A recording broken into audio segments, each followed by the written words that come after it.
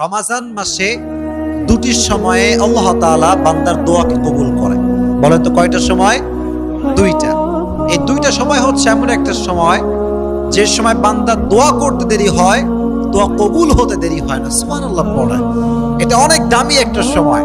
Number 1 সময় রমাজান মাসে তো আমরা সাহারি খেতে অলওয়েজ উঠি, এটা আমাদের মিস খুবই কম হয়।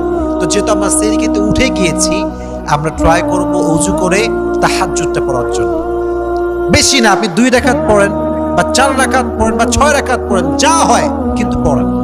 রমাজান মাসে তাহাজ্জুদের যায় নামাজে যখন কেউ চায় রবের কাছে, আল্লাহ এইটা চাই, গাড়ি চাই, বাড়ি চাই, হেদায়াত চাই, এইটা চাই, ওইটা চাই, বান্দা চাইতে দেরি হয়, আল্লাহ কবুল করতে দেরি হয় না। মন খুলে পড়েন সুবহানাল্লাহ। এজন্য 1 নাম্বার, আমরা তাহাজ্জুদটা মিস করব না। তাহাজ্জুদের সময় আল্লাহর কাছে বারবার আমাদের চাওয়া পাওয়াগুলো আমরা চাইতে থাকবো। রাজি আছেন তো ইনশাআল্লাহ?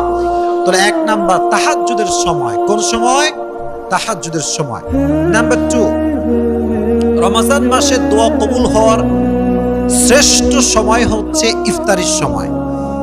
যখন আপনার সামনে আলুর চপ, বেগুনি, পেঁয়াজি, মুড়ি, ছোলা, বুট সব রাখা আছে, কিন্তু মানুষ খাচ্ছে না, খিদায় শেষ, ক্ষুধার যন্ত্রণা একদম প্রবল হয়ে গিয়েছে, তবুও খাচ্ছে না। কেন? আল্লাহর জন্য খাচ্ছে না। তখন আল্লাহ একটা সফট কর্নার তৈরি হয়, ভালোবাসা তৈরি হয়। আল্লাহ বলে, কিরে খায় না কেন? ফেরেশতা বলে, আল্লাহ তোমার জন্য খাচ্ছে না, তোমার জন্য উপোস আছে, না খেয়ে আছে। তো এটা হচ্ছে একটা মুখ্যম সময়।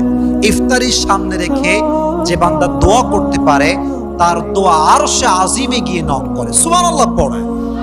এই জন্য কলিজার ভাইয়েরা, ইফতারির সামনে রেখে মোবাইল ফোন নয়, ফেসবুক নয়, হোয়াটসঅ্যাপ নয়, মেসেঞ্জার নয়, জাস্ট মনে মনে জিকির করবেন। আর জাস্ট ইফতারির কিছুক্ষণ পূর্বে 2 হাত তুলে রবের কাছে দোয়া করবেন।